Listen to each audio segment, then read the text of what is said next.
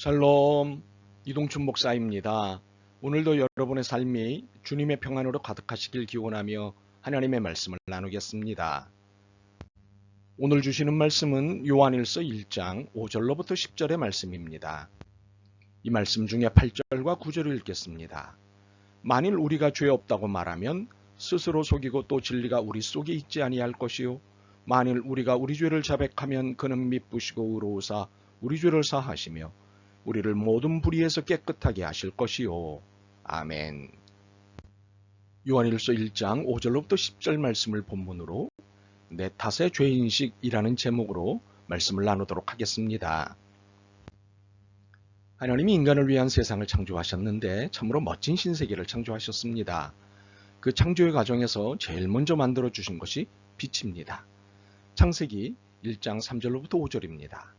하나님이 이르시되 빛이 있으라 하시니 빛이 있었고 빛이 하나님의 보시기에 좋았더라. 하나님이 빛과 어둠을 나누사 하나님이 빛을 낮이라 부르시고 어둠을 밤이라 부르시니라. 저녁이 되고 아침이 되니 이는 첫째 날이니라. 혹시 빛이 만들어지기 전에 지구와 그 주변 우주가 어떤 상태였는지 기억하시나요? 네, 어둠으로 꽉 차 있었습니다. 땅이 혼돈하고 공허하며 흑암이 깊음 위에 있고 하나님의 영은 수면 위에 운행하시니라. 창세기 1장 2절이지요. 하나님은 인간을 위한 세상 창조를 결심하신 후 처음 작업하신 것이 빛이셨습니다. 그 이유는 세상이 온통 어두웠기 때문입니다. 그러나 근본적인 이유는 어둠은 인간을 인간답게 살게 하지 못한다는 것을 아셨기 때문입니다. 당신께서 만드시는 인간은 어둠이 아닌 빛 가운데 살아야 하는 인간이었습니다. 그래서 하나님의 첫 번째 창조 작업이 빛을 만드는 일이셨습니다. 빛이 있으라. 그런데 사도 요한은 빛을 창조하신 하나님을 우리에게 이렇게 소개합니다. 5절입니다. 하나님은 빛이시다. 빛을 창조하신 하나님이 아니라 하나님을 빛으로 소개하고 있습니다. 그 이유가 무엇일까요? 요한일서를 쓴 사람과 요한복음을 쓴 사람, 그리고 요한계시록을 쓴 사람이 동일하다면 하나님은 빛이라는 소개의 이유를 좀 더 여유롭게 설명할 수 있습니다. 먼저 요한복음 1장 1절을 볼까요? 태초에 말씀이 계시니라. 이 말씀이 하나님과 함께 계셨으니 이 말씀은 곧 하나님이시라. 이제 요한계시록 1장 8절을 보겠습니다. 주 하나님이 이르시되 나는 알파와 오메가라. 이제도 있고 전에도 있었고 장차 올 자요 전능한 자라 하시더라. 여기에 팁을 하나 더 얹어볼까요? 요한일서 4장 8절입니다. 사랑하지 아니하는 자는 하나님을 알지 못하나니 이는 하나님은 사랑이심이니라. 참으로 사도 요한은 명제에 능하였습니다. 즉 하나님은 땡땡땡이시다라는 명제를 내놓는데 탁월했습니다. 이는 무엇이 참이고 무엇이 거짓인지를 명확히 하기 위한 요한의 작업 방식이었다고 볼 수 있습니다. 이렇게 함으로 하나님이 무엇에 관심을 두고 계신지를 그는 보여주고 싶었던 것입니다. 그렇다면 요한은 하나님은 빛이시다라는 명제를 통해 무엇을 설명하고 싶었던 것일까요? 하나님은 무엇에 관심을 갖고 계신다고 설명하고 싶었던 것일까요? 7절입니다. 그가 빛 가운데 계신 것 같이 우리도 빛 가운데 행하면 우리가 서로 사귐이 있고 그 아들 예수의 피가 우리를 모든 죄에서 깨끗하게 하실 것이요. 이는 요한이 1장 1절로부터 4절을 통해 우리에게 설명한 사귐과 누림을 좀 더 구체적으로 설명하기 위해서였습니다. 그는 1장 1절로부터 4절에서 자신이 이 편지를 쓰는 이유를 누림과 사귐, 즉 누림을 위한 사귐, 즉 아버지와 그 아들 예수 그리스도를 통해 누리게 되는 기쁨의 삶을 위해 사귐을 제안했습니다. 이 사귐은 삼위일체 하나님과 우리와의 사귐을 말하는 것이었습니다. 그러므로 이 사귐은 거룩하고도 영광스러운 사귐입니다. 바로 이러한 사귐의 지속성을 위해 필요한 우리의 자세를 5절 이하에서 설명하는 것입니다. 그런데 하나님은 빛이시라는 명제로 그 설명을 출발한 것입니다. 사도 요한은 빛이신 하나님을 소개하면서 사귐의 지속성을 위한 우리의 태도가 어떠해야 하는지를 6절에 설명하기 전에 빛과 어둠을 대조시킵니다. 그리고 6절입니다. 만일 우리가 하나님과 사귐이 있다 하고 어둠에 행하면 거짓말을 하고 진리를 행하지 아니함이거니와. 여기서 우리는 5절에서 설명된 빛은 6절의 진리와 연결되고 어둠은 거짓말과 연결되고 있는 것을 주목해야 합니다. 우리는 이 연결에서 무슨 의미를 찾아야 할까요? 하나님과 사귀는 우리의 사귐은 진리를 좇고 거짓을 버리는 삶이어야 한다는 것입니다. 거짓은 어둠이므로 빛인 진리를 추구해야 한다는 것입니다. 진리 추구가 빛 가운데 사는 삶입니다. 그런데 진리 추구의 삶은 매우 광범위합니다.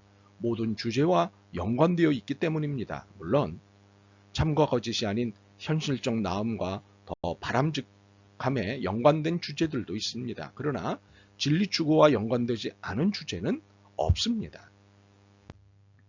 오늘 우리는 모든 주제에 관심은 있으나 본문의 한정에서 진리 추구의 삶이 무엇인지를 살펴보려고 합니다. 본문은 이를 7절로부터 10절에 설명하고 있습니다.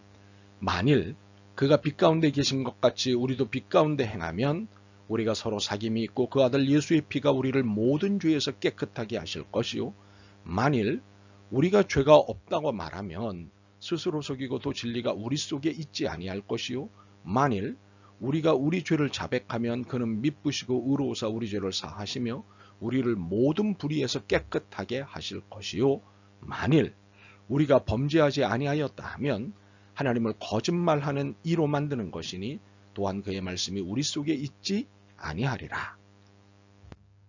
7절로부터 10절을 자세히 살펴보면 빛, 사귐, 깨끗함, 진리, 미쁨, 의, 하나님이 함께 연결되고 어둠, 죄, 속임, 불의, 범죄, 우리가 연결되어 있습니다. 이로써 빛의 특징과 어둠의 특징이 보입니다. 빛은 거룩하고 진실되고 순결하고 영광스럽습니다. 반면에 어둠은 불의하고 거짓되고 더럽고 추합니다. 참으로 빛과 어둠은 정반대입니다. 어둠은 믿음도 소망도 사랑도 없습니다.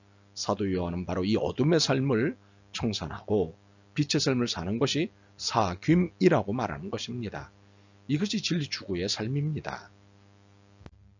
그런데 우리는 이 사귐의 세계로 들어오는 방법을 알아야 합니다. 그것은 죄의 인정이라는 자백입니다. 나는 죄가 있습니다. 나는 죄를 지었습니다. 나는 죄인입니다. 라는 자발적 고백을 통해 사귐의 세계로 들어가고 이 자발적 고백의 필요적 반복을 통해 이 사귐은 지속됩니다. 참으로 중요한 것은 자백입니다. 이 자백을 통해 빛의 자녀로 살 것이냐, 어둠의 자녀로 살 것이냐가 결정됩니다. 그러므로 신앙의 시금석은 죄의 인정이라는 자백입니다. 10절입니다. 만일 우리가 범죄하지 아니하였다 하면 하나님을 거짓말하는 이로 만드는 것이니 또한 그의 말씀이 우리 속에 있지 아니하니라. 사실 많은 이들이 자신이 죄인이라는 사실을 부인하거나 감추려고 합니다. 대표적인 것이 인격주의와 구조주의입니다. 인격주의는 인간의 도덕성과 가능성을 높이 산 사상운동입니다. 인간은 스스로 의를 추구하는 존재이고 도덕적 삶을 존중한다며 인간의 범죄적 존재성을 무시하거나 약화시켰습니다. 구조주의는 인간에게 영향을 미치는 것은 사회적 구조라며 인간의 선악을 사회의 구조 탓으로 돌리는 사상입니다. 이렇게 함으로 인간의 죄성을 개인의 문제가 아니라 사회의 문제라며 비켜갑니다. 많은 이들이 이런 사상이나 사조에 기인한 다양한 이론에 동의합니다. 그래서 자신의 죄를 자백하지 않습니다. 그런데 이런 기류가 기독교 안에도 있습니다. 내 죄는 태생적이고 자연적이기보다는 사회 구조적인 것이 대부분이다. 그러므로 하나님이 나를 추궁해서는 안 된다는 남 탓의 죄인식입니다. 이러한 죄인식은 인격주의나 구조주의의 영향을 받은 탓입니다. 분명히 말씀드리겠습니다. 기독교 신앙은 남 탓에서부터 출발하지 않습니다. 내 잘못으로부터 시작됩니다.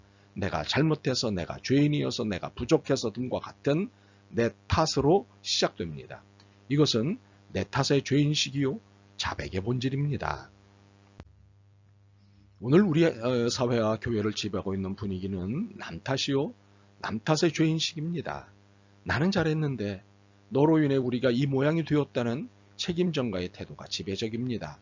과하게 표현하자면 책임지려고 하는 사람이 없습니다. 우리의 신앙은 나의 죄가 아담 때문이라고 말하지 않습니다. 우리의 신앙은 내 죄는 나 때문이라고 고백합니다. 우리의 신앙은 내 탓으로부터 시작하는 신앙입니다. 그리고 우리를 위해 살아가는 공동체적 사귐의 신앙입니다. 그리고 우리로 인해 기쁨의 삶을 누리게 되는 신앙입니다. 격하게 표현하자면 잘못은 나로 인해, 좋은 것은 우리가를 고백하는 신앙입니다. 이것이 기독교입니다. 참으로 우리는 어둠의 자녀가 아니라 빛의 자녀입니다. 그러므로 빛의 자녀답게 내 탓의 죄인식으로 시작되는 바른 신앙 고백과 우리 함께 누림을 추구하는 바른 신앙생활을 해야 합니다. 이것이 오늘의 말씀입니다. 아멘. 주님, 빛의 자녀로서 어둠의 자녀의 생각과 태도를 가졌던 것을 용서하옵소서. 삼일체 하나님과의 사귐과 누림을 통해 바른 공동체적 사귐과 누림의 삶을 살아내게 하옵소서. 도와주옵소서. 예수 그리스도의 이름으로 기도드립니다. 아멘. 오늘도 여러분의 믿음과 삶을 응원합니다. 사랑합니다.